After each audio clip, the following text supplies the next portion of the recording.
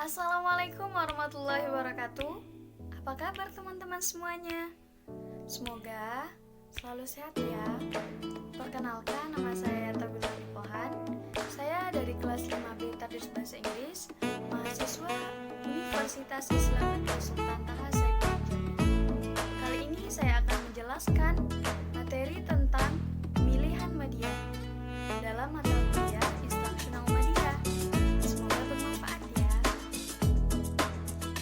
Pemilihan media dalam pembelajaran yang efektif memerlukan perencanaan yang baik, dan media yang akan digunakan dalam proses pembelajaran itu juga memerlukan perencanaan yang baik. Meskipun demikian, kenyataan di lapangan menunjukkan bahwa seorang guru memilih salah satu media dalam kegiatan di kelas atas dasar pertimbangan antara lain. Yang pertama, ia merasa sudah akrab dengan media itu, atau papan tulis atau proyektor transparansi. Dan yang kedua, ia merasa bahwa media yang dipilihnya dapat menggambarkan dengan baik lagi daripada dirinya sendiri, misalnya diagram pada flowchart, atau dan yang ketiga, media yang dipilihnya dapat menarik minat dan perhatian siswa, serta menuntutnya pada penyajian yang lebih struktur dan terorganisasi.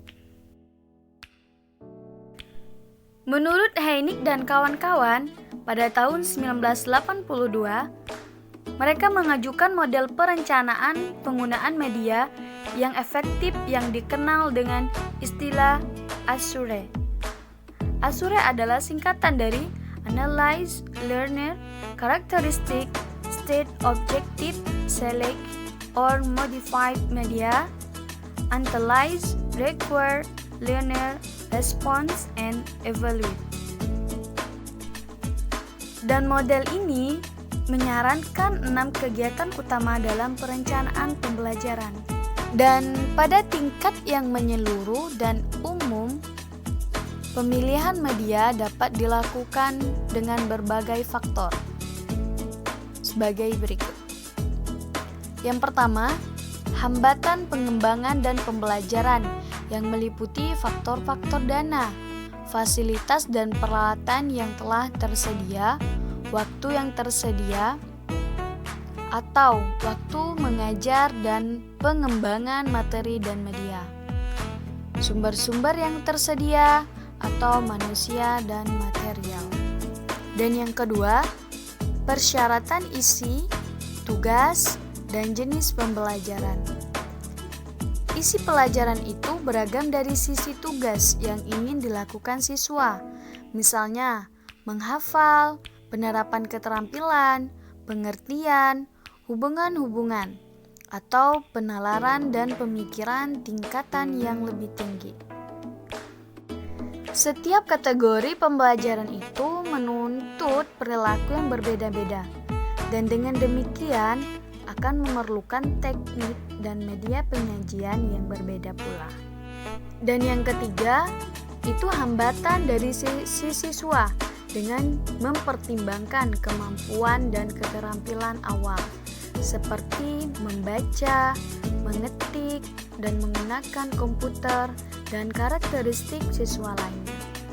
Dan yang keempat, pertimbangan lainnya adalah tingkat kesenangan atau preferensi lembaga, guru dan pelajar, dan keefektifan biaya. Dan yang kelima, pemilihan media sebaiknya mempertimbangkan pula A. Kemampuan mengakomodasikan penyajian stimulus yang tepat, atau visual atau audio. Yang B. Kemampuan mengakomodasi respon siswa yang tepat tertulis, audio, atau kegiatan fisik. Dan yang C. Kemampuan mengakomodasikan umpan balik. Dan yang D. Pemilihan media utama dan media sekunder untuk penyajian informasi atau stimulus. Dan untuk latihan dan tes, atau sebaiknya latihan dan tes menggunakan media yang sama. Misalnya, untuk tujuan belajar yang melibatkan penghafalan. Dan yang terakhir, media sekunder harus mendapat perhatian karena pembelajaran yang berhasil menggunakan media yang beragam. Dengan penggunaan media yang beragam, siswa memiliki kesempatan untuk menghubungkan dan berinteraksi dengan media yang paling efektif sesuai dengan kebutuhan belajar mereka secara perorangan. Dan prinsip-prinsip psikologis yang perlu mendapat pertimbangan dalam pemilihan dan penggunaan media, antara lain: pertama, motivasi; kedua, perbedaan individual; dan yang ketiga, tujuan pembelajaran; dan yang keempat, organisasi isi; dan yang kelima, persiapan sebelum belajar; dan yang keenam, emosi; ketujuh, partisipasi; kedelapan, umpan balik; kesembilan, penguatan; dan yang kesepuluh, latihan dan pengulangan; dan yang terakhir, penerapan. Dan selanjutnya, kriteria pemilihan. Seperti telah diurai di atas, kriteria pemilihan media bersumber dari konsep bahwa media merupakan bagian dari sistem instruksional secara keseluruhan. Untuk itu, ada beberapa kriteria yang patut diperhatikan dalam memilih media. Yang pertama, sesuai dengan tujuan yang ingin dicapai. Media dipilih berdasarkan tujuan instruksional yang telah ditetapkan, yang secara umum mengacu kepada salah satu atau gabungan dari 2 atau 3 ranah kognitif, efektif, dan psikomotor. Tujuan ini dapat digambarkan dalam bentuk tugas yang harus dikerjakan atau dipertunjukkan oleh siswa, seperti menghafal, melakukan kegiatan yang melibatkan kegiatan fisik, atau pemakaian prinsip-prinsip seperti sebab dan akibat. Melakukan tugas yang melibatkan pemahaman konsep-konsep atau hubungan-hubungan perubahan, dan mengerjakan tugas-tugas yang melibatkan pemikiran pada tingkat yang lebih tinggi. Dan yang kedua, tepat untuk mendukung isi pelajaran yang sifatnya fakta, konsep, prinsip, atau generalisasi. Dan yang ketiga, praktis, luas, dan bertahan. Jika tidak tersedia waktu, dana, atau sumber daya dan lainnya untuk memproduksi, tidak perlu dipaksakan. Media yang mahal dan memakan waktu lama untuk memproduksinya bukanlah jaminan sebagai media yang baik.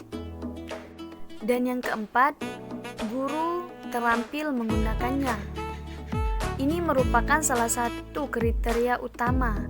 Apapun media itu, guru harus mampu menggunakannya dalam proses pembelajaran.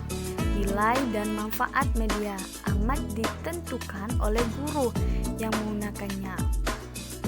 Proyektor transparansi atau OHP, proyektor, slide and film, komputer dan peralatan canggih lainnya tidak akan mempunyai arti apa-apa jika guru belum dapat menggunakannya dalam proses pembelajaran sebagai upaya mempertinggi mutu dan hasil belajar.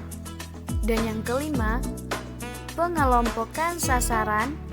Media yang efektif untuk kelompok besar belum tentu sama efektifnya jika digunakan pada kelompok kecil atau perorangan.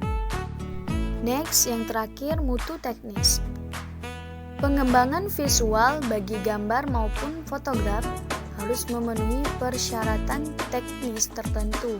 Misalnya, visual pada slide harus jelas dan informasi atau pesan yang ditonjolkan dan ingin disampaikan tidak boleh terganggu oleh elemen lain yang berupa latar belakang. Sekian video dari saya, semoga bermanfaat.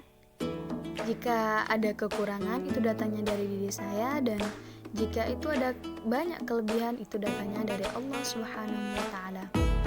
Saya mohon pamit, saya akhiri. Wassalamualaikum warahmatullahi wabarakatuh. Thank you.